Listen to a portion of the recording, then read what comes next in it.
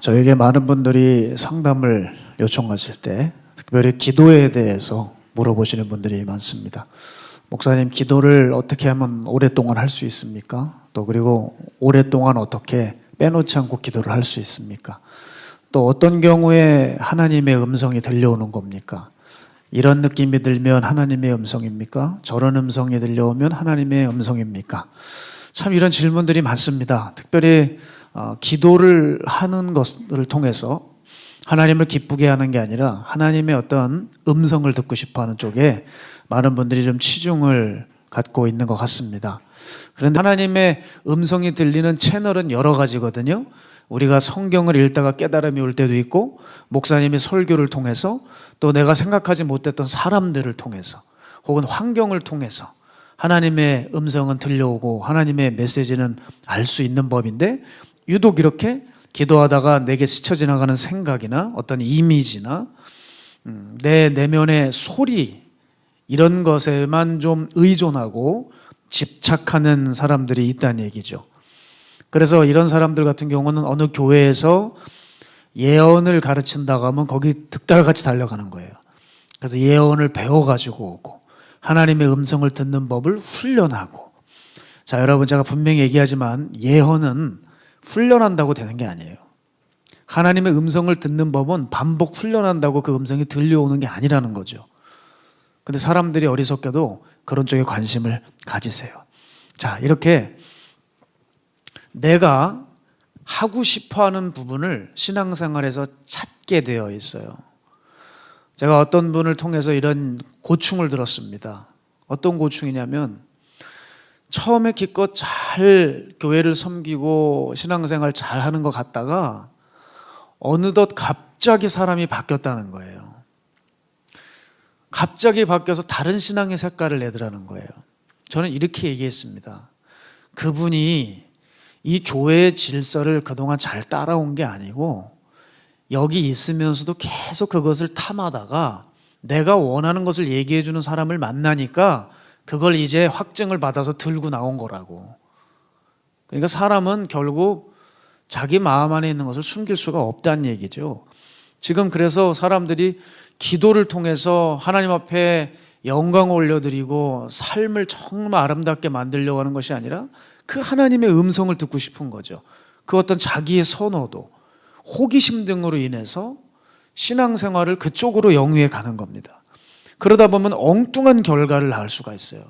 내 내면의 소리가 하나님의 음성이 아니라 양심의 소리이거나 내 욕심의 소리가 들릴 수 있거든요. 그런데 이걸 하나님의 음성으로 단정 짓게 되면 어떻게 될까요? 우리의 삶은 낭패를 보고 또 심지어 위험해질 수도 있는 것입니다. 그래서 음성 듣는다는 사람들이 항상 교회에서 문제를 일으키고 시끄럽습니다. 기도 많이 한다는 사람, 오히려 섬기고 희생해야 되는 것이 정상적인 루트인데, 기도를 많이 하는 사람들은 하나님의 음성을 대언해주는 대언자로, 심판자로 살다가 교회의 질서를 깨는 경우가 많죠. 여러분, 그런데 하나님 음성 듣는 것보다 더 중요한 것은 관계예요. 관계.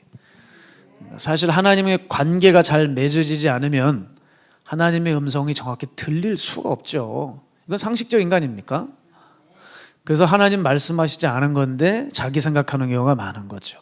그런데 왜 그들은 굳이 하나님의 음성을 들으려고 고집하는 걸까요?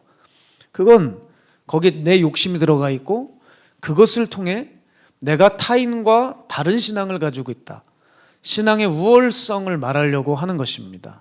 그런데 이게 얼마나 우스운 일인지 몰라요. 자기는 죄 가운데 살고 있으면서 기도만 하고 있는 겁니다. 나는 죄를 버리지 못하고 돌이킨 적이 없으면서 기도 가운데 하나님의 음성을 들었기 때문에 내가 이렇게 하고 저렇게 한다는 거예요. 여러분, 관계가 형성이 안 된 상태에서 하나님의 음성은 들릴 수 없습니다. 그런 의미에서 요즘 여러분의 신앙이 답답해지고 기도에도 응답이 없어서 괴로우신 분들 계시다면 여러분 점검해야 될 건 뭐냐면 영분별이나 하나님의 음성 듣는 법을 다시 배워야 되겠다가 아니고 하나님과의 여러분의 무너진 관계를 회복하는 데 있습니다. 내 관계가 주님과 온전한지를 살펴보십시오. 하나님과의 평소 관계는 다 무너졌는데 막 급한 일 생기면 뭐 일마다 때마다 막 하나님 앞에서 떼쓰는 분들이 있어요. 하나님이 정말 부담스러워 하십니다. 그리고 자기가 원하는 음성을 듣고 싶어 하니 그 음성을 또 주님의 음성이 아니니 들려줄 수가 있겠습니까? 그런데 또 사람 입장에서는 그걸 듣고 싶으니까 그걸 들으려고 쥐어짜다가 엉뚱한 소리 듣고 황당한 행동을 하는 것입니다. 자, 이렇게 우리네 신앙이 답답하게만 한 원인은 기독교 신앙이 잘못된 게 아니고 하나님의 성품이 이상한 게 아닙니다. 내가 별로 하나님 사랑하지 않기 때문입니다. 신앙은 기도 이전에, 하나님 음성 이전에 관계입니다. 자, 여러분, 우리가 살아가는 사회 속에서도 관계가 얼마나 중요한지 모르겠습니다. 자, 우리에게는 두 부류의 사람들이 있죠. 아는 사람이 있고 친한 사람이 있습니다. 자, 이 둘은 엄연히 다릅니다. 아는 사람은 그 사람에 대한 객관적인 정보를 알 뿐이지 그 사람의 인격과 삶은 잘 모릅니다. 그런데 친한 사람은 어떨까요? 그 사람의 인격과 삶과 가치관과 정보 모든 것을 다 공유하고 나누는 사이가 바로 친한 사람입니다. 저는 여러분께 이렇게 질문하고 싶어요. 여러분은 하나님과 아는 사이입니까? 아니면 친한 사이입니까? 친한 사이입니까? 할렐루야. 왜냐하면 하나님이 우리가 하나님과 친한 사이가 되기 원하십니다.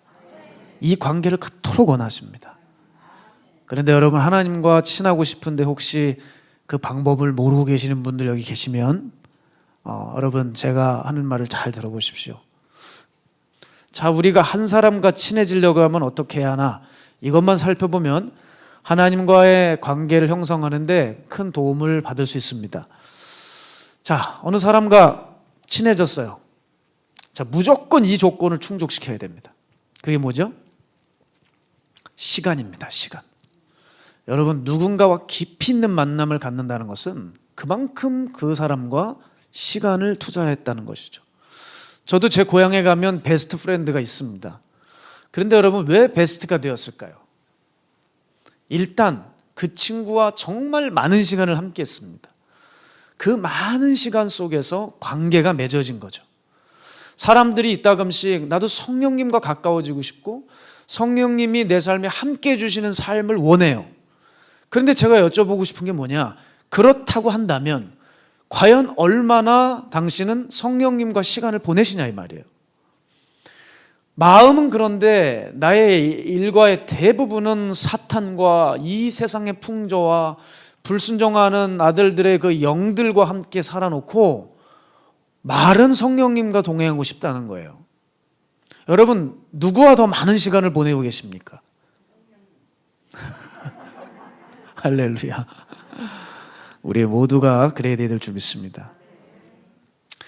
이렇게 시간만 가지고는 또 관계가 맺어진다고도 말할 수는 없습니다. 시간도 중요하지만 관계를 형성하는 결정적인 조건이 있습니다. 역시 이 조건을 충족시켜야 됩니다. 그것은 바로 서로 잘 맞아야 됩니다. 그렇죠? 잘 맞아야 돼요. 저도 오랜 시간, 동일한 시간을 투자했던 친구가 있습니다. 근데 한 친구는 지금도 보기가 싫어요. 목사인데도. 그리고 한 친구는 여전히 생각만 하면 그립고 함께하고 싶습니다. 왜 그럴까요? 시간만 가지고 되는 문제는 아니고 잘 맞아야죠. 제 베스트 프렌드는 제 친구의 그 인격과 삶과 가치관이 저랑 잘 맞았기 때문입니다. 잘 맞으니까 대화가 잘 되고 시간이 그냥 오래 있어도 짧은 시간으로 느껴지고 그냥 함께 있는 자체가 너무 즐겁고 좋은 것이죠. 여러분, 전능하신 하나님과 친하게 지내려면 그분의 가치관과 잘 맞아야 됩니다. 여러분, 왜 신앙생활이 힘드냐면 하나님의 가치관과 잘 맞지가 않아요. 그러니까 신앙은 자꾸 늘지를 않는 겁니다. 내 스타일만 여전히 고집하고 하나님께 맞추질 않으니 관계 형성이 안 되는 거죠. 그럼 이때 교인들은 또 따질 수 있어요. 우리만 하나님께 맞추고 하나님은 도대체 왜 나를 맞춰주지 않는 거냐 얘기할 수 있어요. 이건 관계가 안 되는 거 아니냐. 속 시원하시죠? 하나님은 도대체 날 뭘 맞춰줬냐 이거예요. 그런데 그런 얘기를 하면 안 됩니다. 여러분, 하나님의 그 보이지 않는 손길 때문에 여러분 알게 모르게 피할 길을 피하고 보살핌을 받아 여기까지 온 거거든요. 어이구, 그건 믿으시나 보네요. 그렇죠? 하나님의 그 손길이 있었어요. 하나님이 여러분의 삶을 기도하지 않아도 그냥 맞춰주시는 부분이 있으셨다고요. 그래서 우리가 여기까지 온 거예요. 그리고 우리가 더군다나 하나님 앞에 나한테 뭘 해줬는데요, 이런 말을 할 수 없는 게 기본적인 신앙인이라면 이걸 알아야죠. 하나님께서 그 아들을 아낌없이 우리를 위해 내어주셨어요. 그거는 잊어버리고 내가 당신에게 이만큼 했으니 하나님도 나한테 이렇게 해야 돼요 라는 기브 앤 테이크의 논리로 가신다고 하면 여러분도 하나님을 위해서 자녀를 바치셔야 돼요. 그런데 우리 하나님, 니네 자식을 바쳐라 하신 적 없으시죠? 그렇게 하시지 않았는데도, 그렇게 계산적인 사랑을 하시지 않는데도 여러분을 사랑하시죠? 그러니까 우리 입술에서는 불평이 나오면 안 되고 감사만 나와야죠. 여러분, 진정한 관계라면 이렇게 서로 따지지 않습니다. 그냥 봐도 좋은 거예요.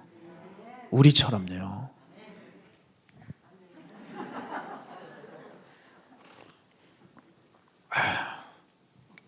아멘이 오기만 나와요, 늘. 여러분 얼굴을 내가 잘 기억했다가 나중에 기도를 많이 해야 될 것 같습니다. 도대체 뭐가 불만일까? 진정한 관계는 사랑의 관계여야 합니다. 진정한 관계는 사랑이죠, 사랑. 사랑해야 돼요. 내가 상대를 사랑하면 기브 앤 테이크 같은 계산적 조건은 사라지는 거죠. 그래서 여러분, 우리가 신앙에 있어서 자꾸 하나님께 뭐 맡긴 것처럼 뭘 요구하고 따지고 이러고 든다면 여러분, 하나님 사랑하는 게 아니에요. 하나님 사랑하는 건 그냥 하나님께 나와도 그냥 기쁘고 행복한 것이죠. 그래서 신앙은 관계라는 거예요, 관계. 계산적 관계가 아니고 사랑의 관계. 예, 신앙은 뭐다? 사랑의 관계다. 이것만 머리에 꽉 집어넣고 계세요. 그러면 여러분의 삶에 어떻게 하나님 앞에 행동을 해야 될지 보입니다. 그래서 이 관계를 떠나서는 신앙을 절대 말할 수 없다는 것인데요. 자, 이 부분을 보여주는 대목이 바로 하나님께서 사무엘을 부르실 때입니다. 자, 하나님께서 엘리를 세웠지만 엘리의 죄악으로 인해 엘리에게서 촛대를 거두어서 사무엘에게 주십니다. 그래서 사무엘을 이스라엘의 지팡이로 세우시는데, 이 어린 사무엘이 성전에 머무를 때였습니다. 그 밤에 하나님이 사무엘을 부르시죠. 사무엘아, 사무엘아. 그때 사무엘이 눈이 번쩍 떠져서 엘리 제사장에게 갑니다. 제사장님, 부르셨습니까? 저 여기 있습니다. 그랬더니 내가 널 부른 적이 없다. 어여 가서 자거라. 그래서 사무엘이 누웠습니다. 사무엘아, 사무엘아. 사무엘이 또 일어나서 엘리에게 갑니다. 지금 부르셨는데 말씀을 해보시죠. 그랬더니 아니다. 내가 널 부른 적이 없다. 어여 가서 자라. 세 번째, 사무엘아, 사무엘아. 사무엘이 엘리에게 갑니다. 아닙니다, 제사장님. 분명히 부르셨습니다. 그때 엘리가 뭐라 그러죠? 나는 부른 적이 없는데 그렇다고 한다면 아무래도 여호와께서 너를 부르시는 것 같다. 너 누웠다가 다시 그 음성이 들리거든 일어나 말씀하시옵소서. 주의 종이 듣겠나이다 하라. 그래서 사무엘이 자기 자리에 가서 누워 있습니다. 그때 또 하나님이 부르셨어요. 사무엘아, 사무엘아. 그때 이 사무엘이 일어나 말씀하옵소서. 주의 종이 듣겠나이다. 이렇게 말합니다. 저는 이 대목을 참 사랑해요. 왜냐하면 하나님이 어떤 분인지를 드러내 줍니다. 하나님은 우리처럼 성격이 급해가지고, 야 최승찬, 너 왜 전화를 이렇게 안 받아? 넌 뭐 하는데 지금 이렇게 안 받아? 빨리 좀 해야지, 일이 바빠 죽겠는데. 이렇게 윽박지르는 저가 아닙니다. 성격 급한 사람처럼 사무엘아, 사무엘아, 야 빨리 일어나. 내가 이제 너한테 좀 말을 해야 되겠어. 내가 엘리 그 자식 때문에 아주 죽겠어. 그러면서 내가 엘리를 칠 건데 너 좀 그것 좀 가서 전해라. 이러시지 않았다는 거예요. 하나님은 사무엘을 찬찬히 부르시면서 사무엘의 반응을 이끌어냅니다. 참 이 대목을 볼 때 하나님은 정말 따뜻하신 사랑의 하나님이시구나. 그리고 하나님은 이와 같이 사무엘에게 명령을 하는 것이 아니라 사무엘이 스스로 반응하게 하고 지금 자신을 부른 존재가 하나님이심을 스스로 알게 하고 하나님 앞에 스스로 나오기를 기다리시는 거예요. 사무엘을 부르는 이 과정을 보세요. 일방적입니까? 관계적입니까? 이게 얼마나 관계적입니까? 아버지가 아들을 사랑해서 부르는 이 사랑의 관계 느껴지십니까? 이게 우리 하나님이에요. 이렇게 사무엘을 부르는 이 과정 속에서 우리는 하나님과 우리의 관계가 아주 끈끈한 사랑의 관계임을 알 수 있습니다. 또한 지혜로웠던 사무엘은 이 관계를 평생토록 유지했다고 하는 거죠. 그래서 성경 내내 사무엘은 하나님과 정말 친구처럼 대면하면서 친밀한 대화를 주고받았고 그 가운데에서 하나님의 뜻을 펼쳐나갔다는 겁니다. 우리는 이 사무엘을 부르시는 이 과정을 기억해야 돼요. 또한 이 관계에서 주목하고 싶은 것은 바로 자발성이라는 거예요. 하나님은 이렇게 사무엘이 자발적으로 하나님 앞에 나오듯이 하나님은 우리를 자발적으로 하나님 앞에 나오는 사람이 되기를 원하십니다. 하나님이 여러 방면으로 여러분을 부르실 겁니다. 이제 오늘 저의 설교를 통해서도 메시지를 통해서도 부르실 수도 있고 여러분 삶 속에서 여러 방면으로 여러분을 부르실 때 어떻게 하셔야 되냐? 스스로 반응해서 일어나오는 여러분이 되어야 됩니다. 하나님 그걸 가장 기뻐하시는 관계적 신앙이라고 말씀하시는 거예요. 그런데 여러분 사람들은 어리석게도 이 관계를 딱 붙잡지를 못해. 그래서 대부분 이 관계를 놓칩니다. 보세요. 실제적인 예로 여러분 예배를 잡고도 실패하잖아요. 여러분 이 예배라는 것이 관계거든요. 이 예배하다라고 하는 것은 헬라어로 프로스큐네오라고 하는 단어인데 이게 의미적으로 어떤 뜻이냐면 사전적인 의미를 보면 입맞추다예요.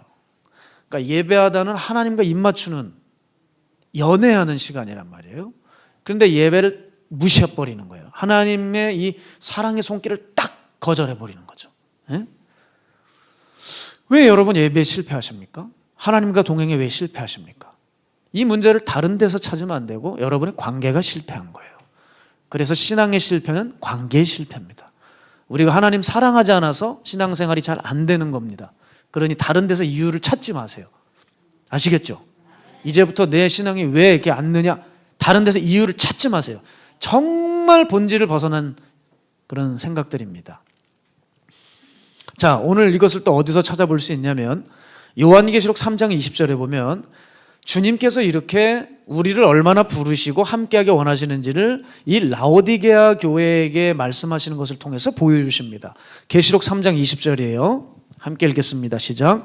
볼지어다 내가 문 밖에 서서 두드리노니 누구든지 내 음성을 듣고 문을 열면 내가 그에게로 들어가 그와 더불어 먹고 그는 나와 더불어 먹으리라. 아멘. 기독교가 이 구절을 좀 오해를 많이 하신 것 같아요. 이거는 앞뒤 맥락을 무시하고 그냥 가지고 와서 이 구절을 가지고 초신자들 가르칠 때 새가족 교육 때 이걸 얘기하거든요. 그런데 여러분 이거는 불신자나 이제 믿을까 말까 하는 그런 사람들에게 던져주는 구절이 아니고 이 구절은 라오디게아 교회에게 한 말씀이에요. 라오디게아 교회를 회복시키기 위한 주님의 마지막 처방전이었단 말입니다. 이거는 바로 무슨 말씀이냐면 하나님 외에 다른 것과 관계를 맺으며 하나님과의 관계에 영적으로 냉랭해지고 식어지고 미지근해진 그런 사람들에 대한 말씀이라는 거예요. 주님은 이렇게 우리에게 마음의 문을 두드리고 계세요. 그런데 우리가 못 듣고 못 열고 또 일부러 안 열어요.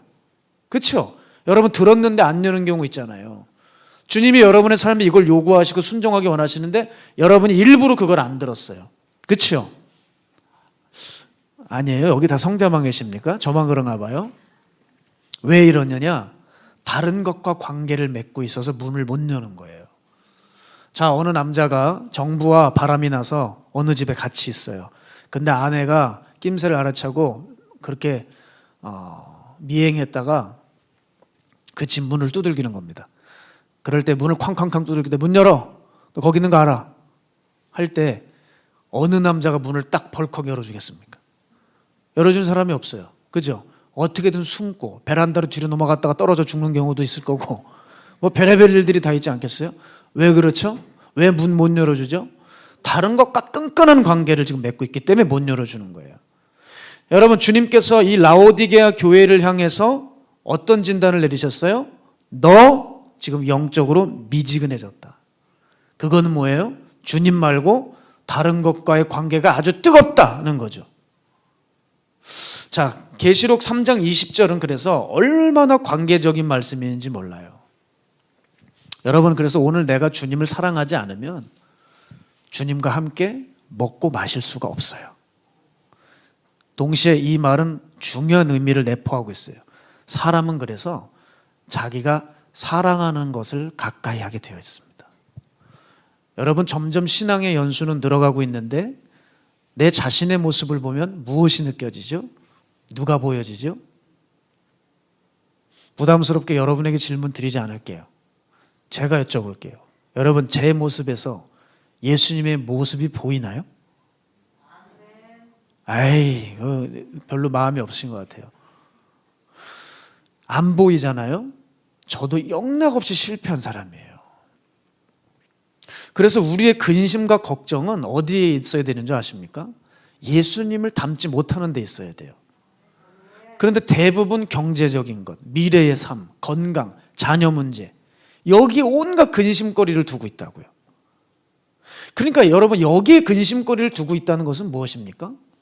내가 이것들을 사랑한다고 하는 증거죠. 거듭난 사람은 그래서 예수님이 내 속에서 안 보이고 예수님의 모습이 안 보이면 고통스러워해요. 예수님을 사랑하는 사람은 내 삶 속에서 예수가 보여지지 않으면 고통스러워한다고요. 토조 목사님은 이렇게 말했습니다. 우리를 불안하게 하는 것은 우리가 변하고 있다는 사실이 아니라 우리가 어떤 존재로 변하고 있는가는 문제입니다. 그랬습니다. 쉽게 말해 이 말은요, 우리가 변하고 있다는 사실에 집중할 것이 아니라 내가 어떤 존재로 변화되어 가고 있느냐가 중요하고 두려운 문제라는 거예요. 여러분, 변하고 계시죠? 우린 예수를 믿는 순간 변화의 과정을 거칠 수밖에 없습니다. 그런데 여러분, 어떻게 변화되어 가고 계시냐 이 말이에요. 어떻게? 지금 이 중에서 내가 어떤 사람이 되어가고 있느냐가 겁이 나고 두려운 분이 계십니까? 그래야 합니다. 그래야 합니다. 그래서 내가 어떤 사람이냐를 스스로 알 수 있는 지표가 이거예요. 내가 사랑하는 것이 무엇이냐는 거예요. 내가 사랑하는 그것을 닮아가게 되어 있기 때문에 그래요. 재미난 건요, 제 멘토 목사님 밑에 제자들이 많을 거 아닙니까? 근데 다들 목사님을 사랑해요. 정말 다들 하나같이 사랑하는데 그래서 그런지 참 그 제자들의 행동거지나 말투를 보게 되면 너무 신기해요. 스승의 모습이 나와요. 제스처까지, 어떤 부분 말투까지. 어떤 제자는 자기도 모르면서 이렇게 제스처하면서 행동을 하는데 목사님이랑 똑같네 속으로 생각해요. 내가 사랑하는 존재를 나도 모르게 따라가게 되어 있다는 거죠. 저도 놀래요. 저도 제 모습 속에서 목사님의 모습이 나올 때 야, 그거 신기하다. 어쩜 이렇게 닮아가지? 싶은 거예요. 그런데 말입니다. 만일 이런 것이 대상을 잘못 설정하게 되면 정말 다른 사람이 되어버리는 거예요. 저도 이런 경험이 있어요. 제가 조금 신기한 게 뭐냐면 저는 어렸을 때부터 뭔가 동경하고 멋있어 보이는 사람이 있잖아요. 그걸 저도 모르게 똑같이 따라해요. 그리고 카피를 잘했어요. 저희 어렸을 때 친척 형이 있었습니다. 키도 크고 아주 코도 오똑하고 목소리도 변성기가 왔었어요. 그때 고등학생인가 중학생인가 멋있어요. 근데 그 형 말투를 제가 따라하고 있어요. 근데 문제가 있어요. 그 말투를 따라하면 안 되는 말투예요. 지금 보면 어눌한 말투인데 그 형이 멋있어 보이니까 제가 그 말투를 따라하고 있더라고요. 그래서 여러분, 제가 요즘 걱정되는 게 뭔지 아세요? 비웃지 말고 들으세요. 그냥 들으세요. 또 따지지 마시고. 제 밑에 있는 사역자들이 자꾸 저를 사랑한대요. 왜 웃으세요? 우리 교회 성도들 아니신가 봐요. 저에게 사랑 고백을 하는데 제가 겁이 솔직히 덜컥 납니다. 왜일까요? 저를 분명히 닮을 텐데. 그렇게 될 수밖에 없어요.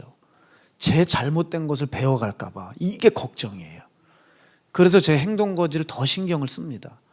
이거는 제가 이중적인 사람이 되려는 게 아니라 사랑하면 닮게 되어 있는 것을 아니까 잘못된 거 밑에 사역자들이 배워가서 삶 속에 해가 일어날까 봐, 손해볼까 봐, 이게 저는 걱정이 돼요.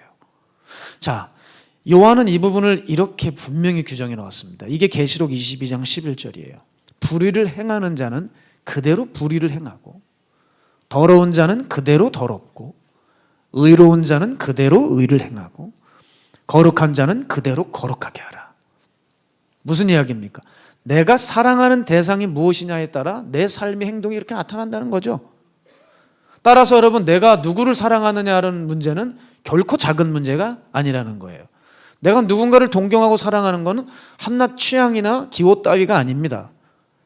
이거는 나를 드러내주고 있는 거예요. 내 가치관과 내 성향이 그러하다는 거죠. 따라서 여러분, 교회를 다니고 있지만 어떤 사람들 보면 어떤 사상가를 흠모하고 어떤 정치인을 사랑하는데 이분들이 잘못된 분들이에요. 그런데 그 사람들을 따라가요. 어떤 결과가 일어나는 줄 압니까? 진리를 들었어도 진리가 아니라 사상이나 그 사람의 것들을 따라가더라고요. 여러분, 역사적으로 보십시오. 공산주의 혁명을 일으켰던 사람들이 있습니다. 근데 이들 중에 다 공산주의자들만 따랐던 게 아니에요. 이들을 따랐던 사람들 중에 종교인들도 많았습니다. 한 개인에게 매료를 당해버리니까 그 사람이 그동안 배워왔던 진리가 작동하지 않고 영적으로 분별하지 못하고 그 공산주의자들과 함께 그 혁명 현장의 전선에 참여해서 같이 사람 죽이고 나라 망치고 있더라는 거예요. 이게 참 무서운 일이에요. 내가 누굴 흠모하고 사랑하느냐에 따라 내 신앙이 흥하기도 하고 망하기도 합니다.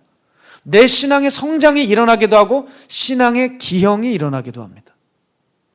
그래서 하나님은 너희들에게 첫째 되는 계명을 주셨다는 거예요. 그게 뭐죠?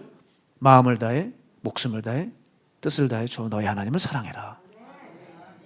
이것이 크고 첫째 되는 계명이고 온 율법과 선지자의 강령이라 하셨어요. 자, 이 말씀은 주 너희 하나님을 사랑하라. 문자적으로는 이렇게 되어 있지만 이 말씀은 주 너희 하나님만 사랑하라는 거예요. 왜냐하면 목숨을 다해 사랑하라면서요. 목숨이 하나인데 이 한 목숨을 두 대상에게 줍니까? 오직 하나님만 사랑하라는 거죠. 내 목숨 두 대상에게 바칠 수 없으니까. 그렇죠? 그래서 하나님만 닮으려고 할 때 우리의 삶은 비로소 그때 아버지가 보여지는 거죠. 주님은 이것을 가능하다고 얘기하십니다. 혹 자유주의 신학자들은 예수님이 이 산상설교의 말씀은 너무 가혹하고 너무 엄격하다라고 얘기하는데, 여러분, 주님은 하나님이십니다. 인간이 이것을 능히 할 수 있기 때문에 우리에게 이것을 요구하셔요. 마태복음 5장 48절이요. 하늘에 계신 너희 아버지의 온전하심과 같이 너희도 온전하라. 하나님의 온전하심을 어떻게 우리도 온전할 수 있겠어요? 할 수 있다는 거예요. 그 비결이 뭐예요? 하나님 사랑하면 돼요. 내가 사랑하고 흠모하면 나도 모르게 닮아가게 돼 있어요. 여러분 생각해 보십시오. 그러니 우리 신앙의 중요한 것은 관계인데, 이 신앙을 유지하는 기초 체력은 하나님 사랑하는 마음이라는 거예요. 그래서 하나님 사랑하는 마음이 없으면 신앙생활이 진전이 안 됩니다. 생각해 보십시오. 그래서 마음이 없는 종교 생활이 얼마나 고역이고 고문인지 여러분 아셔야 돼요. 제가 예배 사역하다 보면 예배에 집중을 못하는 분들이 더러 계세요. 근데 한편으로 제가 이해가 가요. 저분 얼마나 힘드실까. 예배를 드릴 수 있는 기초 체력이 없어요. 즉 하나님 사랑하는 마음이 없어요. 하나님 사랑하는 마음이 없으니까 예배 때 너무너무 힘들어하는 거죠. 그러다가 축도 마치게 되면 어떻게 되는 줄 아세요?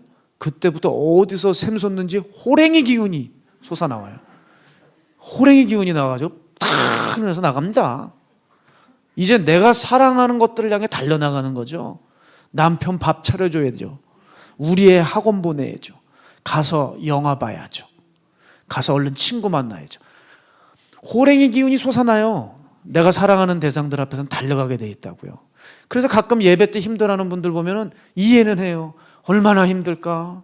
저 사람 얼마나 힘들까? 하나님 사랑하는 마음이 없어서 예배가 얼마나 고무니까 주여 그 마음을 부어주십시오. 그러니까 여기 하나님 사랑하는 사람들을 보면 예배가 다르죠. 졸기는 어디 졸아요? 예? 여러분 연애하실 때 졸아요? 예? 여러분 사랑하는 그 연인 앞에서 좁니까? 밥 먹고 있는데 자요? 아 미안하다 야 내가 어제 뭐 잘못 자가지고 잠이 깨죠. 어머 막 어떤 분은 박수를 치고 그렇게 사랑하셨나 봐요. 지금도 사랑하시라고요. 그러니까 사랑은 거기에 내 만족이 있다는 얘기이기도 합니다. 거기에서 내가 체험을 받는다는 거예요. 그래서 하나님 누가 잘 믿는 사람이냐? 겉에서 드러나지 않아요. 절대적으로 속에서 드러나는데 하나님에게서만 만족을 느끼는 사람이 하나님 정말 믿는 사람입니다. 그러니까 예배 빠질까요? 안 빠질까요? 안 빠지죠. 오직 내 기쁨은 하나님과의 만남이니까. 그러니 내가 하나님 사랑해요 하면서 예배 밥 먹듯이 빠지는 사람들 보면 그건 거짓말을 너무 눈 하나 깜짝 안 하고 해요. 그건 하나님 사랑하는 게 아니에요. 하나님에게서만 만족을 느끼는 사람들이 하나님을 찾는 것입니다. 하나님 누가 가까이 할까요? 하나님 사랑하는 사람이 가까이 하는 거예요. 사람은 자기 좋아하는 거 못 말린다니까요. 또한 세상을 사랑하는 사람은 어떨까요? 세상에서 오는 만족이 크기 때문에 당연히 하나님의 말씀이 들어갈 자리가 없지요. 하나님의 말씀에는 전혀 영적인 식욕을 못 느끼는 겁니다.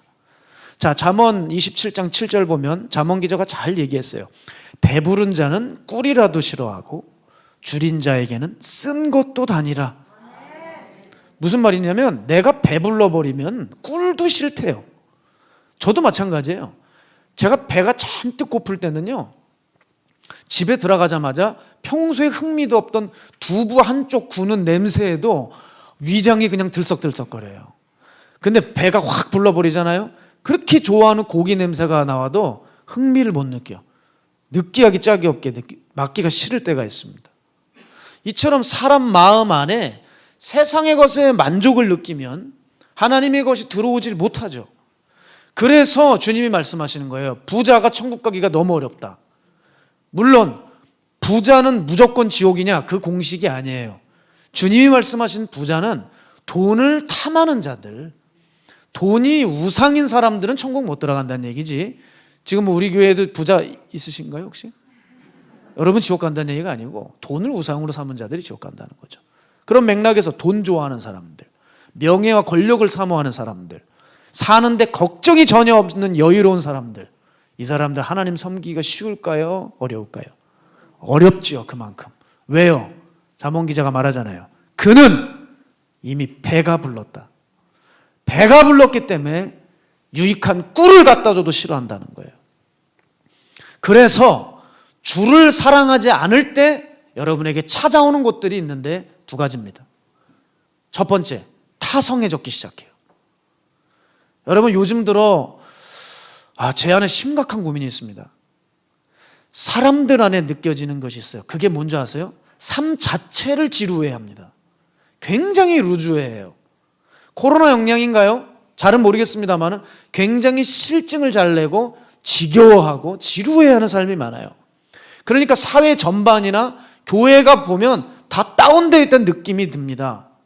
그래서 실제로 목회자들이 비상의식을 가지고 집회를 열어도 잠깐이에요. 잠깐 사람들의 열정이 올라가는 것 같다가도 다시 제자리, 사람들이 살짝 들뜬 것 같다가도 다시 제자리. 왜 이렇게 예전보다 많은 분들이 예배나 어떤 하나님의 일 앞에서 임팩트를 경험하지 못할까? 요즘 굉장히 루즈한 사회예요. 여러분 아십니까? 제가 지금 고민이에요. 이 부분을. 고민이라고요. 여러분 지금까지 제 설교가 처음에는 굉장히 의미심장해 들렸지만 지금은 어떻습니까? 여러분? 지금은 제가 우리 교인들만큼은 적어도 이 기복이 없어야 된다. 한 번 올라왔으면 이것을 유지할 수 있도록 이 목회자로서 최선을 다하겠다는 생각을 많이 갖습니다. 이 분위기 자체가 여러분 금세 제자리로 돌아갈까 봐 제가 걱정이에요. 이거 왜 그런 줄 아십니까? 저는 생각했어요. 이제 깨달아집니다. 왜 이렇게 심할까 이게? 마지막 때라서 그래요. 마지막 때로 가기 때문에 사람들 안에 사랑이 식어지거든요. 성경 그대로입니다. 아, 그렇구나. 뭘 해도, 피리를 불어도 잠깐 춤추는 것 같다 다시 제자리로 돌아가고, 애곡하는 소리를 내도 슬퍼하는 것 같다가 다시 제자리로 돌아가고, 마지막 때구나. 하나님 사랑하는 마음이 식어지는 때구나. 아, 참 굉장히 두렵습니다. 이거구나. 마지막 때는 이런 일이 일어나는구나. 여러분, 그래서 하나님에 대한 사랑이 식어지는 바람에 교회들이 타성에 젖어 있어요. 마음에 없는 예배, 억지로 자신을 교회에 끼워 맞추는 그런 교회 생활. 교회에서 아무리 정말 대단한 걸 열어줘도 모든 행사에 흥미를 느끼지 못합니다. 요즘 타성에 빠진 교회들이 한둘이 아니라는 거예요. 이건 왜 그렇다고요? 더 이상 교회들이 하나님을 사랑하는 것이 아니라는 것을 보여주는 명백한 증거라는 거예요. 세상과의 끈적한 관계 때문에 배가 불러서 하나님의 것이 들어가질 않아요. 그래서 전반적으로 타성에 젖어 사시기 때문에 모든 신앙생활이나 일반 생활 전반에 냉랭함이 서려 있는 거예요. 두 번째, 주를 사랑하지 않는 것 때문에 찾아오는 것들은 외형주의가 발달하게 되어 있어요. 여러분, 구약시대 이스라엘의 문제가 뭐였죠? 형식과 말과 의식만 남았다는 거예요. 근데 이걸 그대로 신학에 와서도 답습했어요. 왜요? 신구약 중간기 400년 동안 하나님의 음성을 듣지 못하는 아주 냉랭한 시대가 있었거든요. 결국 사람의 마음이 식어지고 주를 향한 마음이 식어지면 뭐만 남습니까? 형식만 남아요. 껍데기만 남습니다. 그래서 신약 시대에 예수님 보시기에 화려한 종교활동이 있었지만 주님이 이렇게 그 시대를 진단했어요. 이 백성이 입으로는 나를 공경하나 마음은 내게서 멀도다. 껍데기만 남은 예배, 형식과 의식만 남은 종교. 여러분, 이건 다 마음이 줄어서 생기는 거예요. 마음이 줄어버리니까 그걸 메꾸려고 계속 의식과 형식만 업데이트하는 거죠. 종교인들은 이제 하나님을 향한 마음이 떠나버렸어요. 그러니까 밥 먹고 살기 위해서 어떻게 돼요? 자기도 밥은 먹고 살아야 되니까 계속 뭐는 해야 되겠죠. 그러니까 겉모양만 열심히 꾸미고 성전, 이 건물만 거창하게 보이려고 하는 것입니다. 전도서 기자가 이렇게 얘기했어요. 살아있는 개가 죽은 사자보다 낫다 그랬어요. 여러분, 겉모습만, 외형적인만 우람하지만 영적으로는 생명이 없는 것, 이것보다 작고 소박함이 훨씬 난 거예요. 그러니까 크고 화려한 짝퉁보다 작고 소박하고 보잘것없지만 진짜가 난 거라고요. 지금 우리는 마음을 잃어서 외형만 키워가고 있어요. 주님과의 관계가 죽었다는 뜻입니다. 자, 남녀 관계를 보세요. 사랑이 딱 식어지면 무엇만 늘어나는 줄 압니까? 사랑이 식어지면 선물만 늘어요. 한마디로 형식적으로 관계를 갖춰보려고 하는 거예요. 그러니까 이놈의 남자가 계속 여자한테 뭘 갖다 줘요? 빛깔 번쩍한 것들을 주면서 관계를 유지하려고 드는 거죠. 그런데 여자들은 눈치가 너무 빨라. 그러니까 남자가 다이아몬드 반지를 손가락에 껴줘도 여자는 뭐라 그러죠? 그걸 받으면서도 자기야, 나 사랑해? 항상 물어. 왜 그런지 아세요? 관계에 불안함을 느끼는 거예요. 남자는 어이없다고 얘기하죠. 무슨 말이야? 야, 내가 널 사랑 안 하면 다이아몬드를 사오겠냐? 그걸 말이라고 하냐? 그렇지만 여자는 불안해요. 자꾸 사랑을 물어요. 왜냐하면 남자의 마음을 못 느끼거든요. 사랑이 식어지게 되면 사람은 사랑의 대체물을 찾아요. 그걸로 사랑의 자리를 자꾸 메꾸려고 합니다. 그러나 알죠. 이건 관계에 불안함이 싹트고 관계가 문제가 생겼다는 것입니다.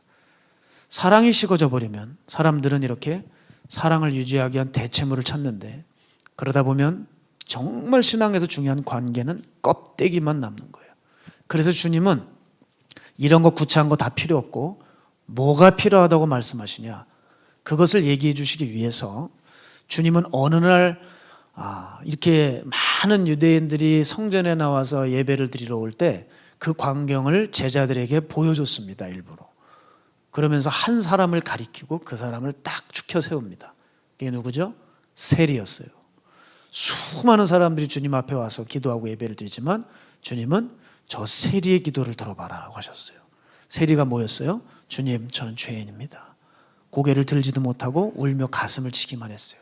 그러나 옆에 있던 바리새는, 그 종교인은 그 종교적인 그 제스처를 취하고 화려한 의복을 자랑하면서 고개를 뻣뻣이 쳐들고 하나님 자기 어떤 신앙적인 자랑을 고백하지 않습니까? 그러나 주님이 찾고자 하는 사람은 세리에 있었다고 하면서 세리를 가르치고 계세요. 주님이 정작 찾고자 하는 것은 뭐예요? 마음이에요. 마음이에요. 하나님 사랑하는 마음이에요. 이렇게 형식과 거칠애를 치중하는 것은 식은 사랑을 연명해 가려고 하는 성의 없는 작태에 불과하다. 여러분, 이제 우리의 예배를 좀 돌아봐야 되겠습니다. 여러분 삶에 뜨거운 예배가 있습니까? 마음으로 정말 뜨거운 예배를 드리십니까? 아니면 여기 앞에 있는 예배를 돕는 사역자들에 이끌어진 분위기에 휩쓸려 가시는 겁니까? 여러분은 의식과 형식만 남아버린 예배는 아니냐 이 말이에요. 여러분의 신앙은 어떻습니까? 하나님의 관계는 다 허물어져 가는데 기타 다른 것으로 관계를 유지하고 메꿔보려고 하지 않습니까? 사랑이 아닌 다른 것은 주께서 허무실 것입니다. 우리가 여기서 깊이 깨달아야 될 것은 이렇게 주를 사랑하지 않으면 결국 자기가 사랑하는 것이 술술술 나온다는 거예요. 그래서 우리는 우리 교회를 진단해야 돼요. 우리 교회는 어떤 교회를 닮았나? 라오디게아 교회, 사대 교회를 닮았나? 아니면 서모나나 빌라델피아 교회를 닮았나? 여러분의 예배는 어느 예배를 닮았습니까? 가인의 예배를 닮았습니까? 아벨의 예배를 닮았습니까? 내가 사랑하는 것이 무엇인지에 따라 다 갈리고 말 것입니다. 이제 우리가 회복할 길은 무엇이냐? 내 한 주를 돌아보는 거예요. 이제 2021년 마지막 주일입니다. 여러분 아셨어요? 참 시간 빠르죠. 벌써 마지막 주간이에요. 지난 1년을 돌아보면서 내가 무엇을 향해 달려갈 때 가장 설레고 기쁘고 행복했는지를 샅샅이 조사해 볼 필요가 있습니다. 내가 의를 사랑했으면 불의가, 더러움을 사랑했으면 더러움이, 의를 사랑했으면 의가, 거룩을 사랑했으면 거룩이 그대로 나올 것입니다. 요한이 말한 그대로입니다. 내가 사랑하는 것을 닮아갈 것입니다. 이번에 저는 광주 집회를 좀 다녀왔어요. 거기서 이제 부흥회를 인도하면서 제가 숙소에서 의미 있는 시간을 좀 보냈습니다.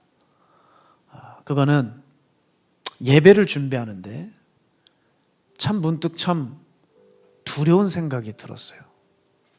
내가 점점 예수님을 알아가면서 변화되어 가고 있긴 한데 과연 어떻게 변화되어 가고 있지를 참 많이 생각했던 것 같아요. 즉 나는 어떤 목사가 되어 가고 있는가. 여러분, 제가 늘 체크하는 것은 뭐냐면 설교와 설교자 사이에 괴리가 없어야 한다는 것을 체크합니다. 설교를 어느 교회 가서 하는 게 중요한 게 아니에요. 주님이 보시기에. 그렇죠? 내가 복음을 지금 주일마다 전하고 있다는 게 중요한 게 아니라고요. 복음을 전하는 것과 내가 복음의 사람이 되는 것은 다른 문제예요.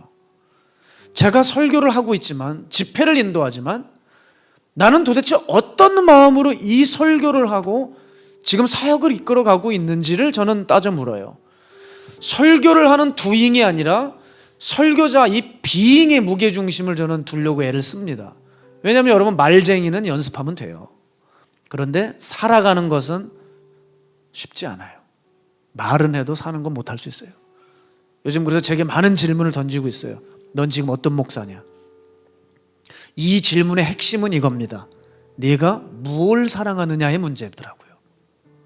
네가 어떤 존재냐는 네가 지금 무엇을 사랑하느냐의 문제라고요. 그래서 저는 제 책상에 앉아서 옆에 있는 메모지에 놓고 적어봤어요. 네가 정말 원하는 게 뭐냐? 종교 스타가 되기 원하냐?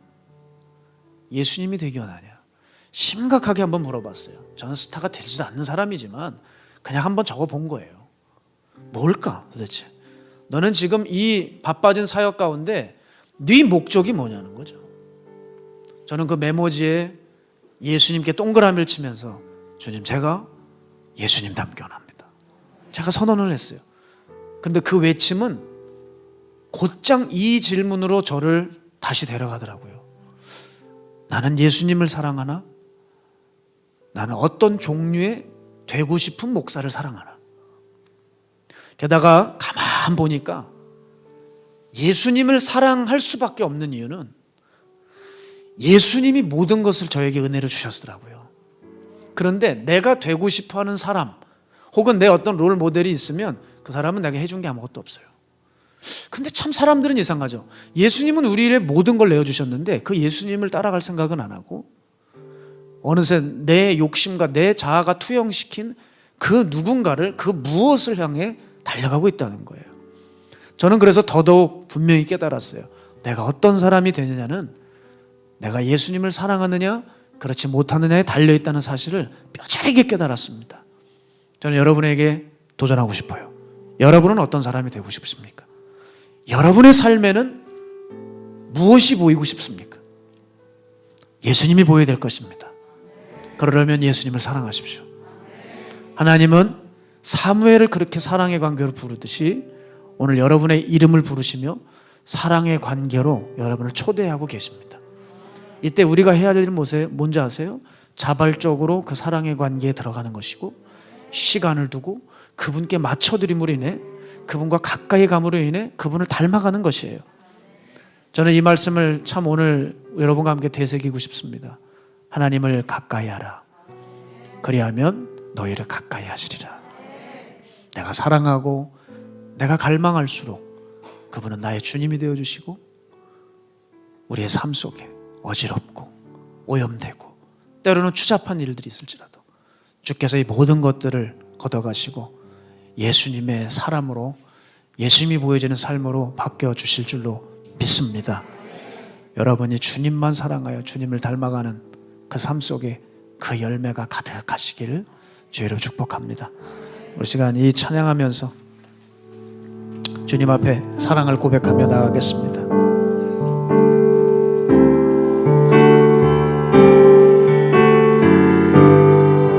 지쳐간 그 사랑 멀리 떠나서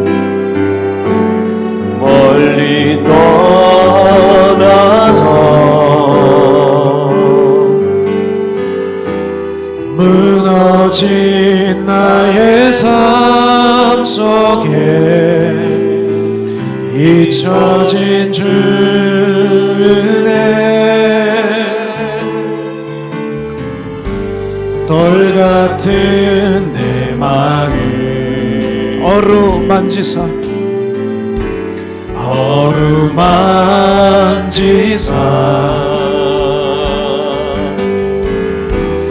다시 일으켜 세우신 주를 사랑합니다. 주 나를 보호하시고 주 나를 보호하시고 날 붙드시리. 나는 외롭고 존귀한 주님의 자녀라. 주 나를 보호하시고 주 나를 보호하시고 날 붙드시리. 나는 외롭고 존귀한 주의 자녀라. 지나간 일들을 기억하지 않고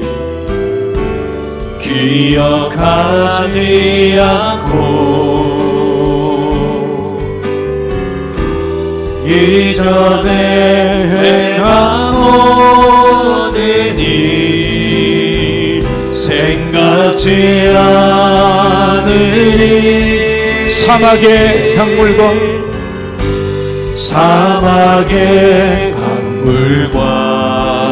길을 내시는 주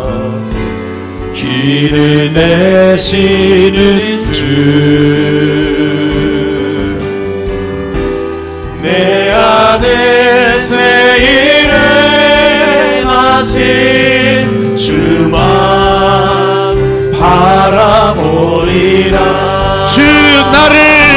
보호하시고 주 나를 보호하시고 날 붙드시니 나는 보배롭고 존귀한 주님의 자녀라.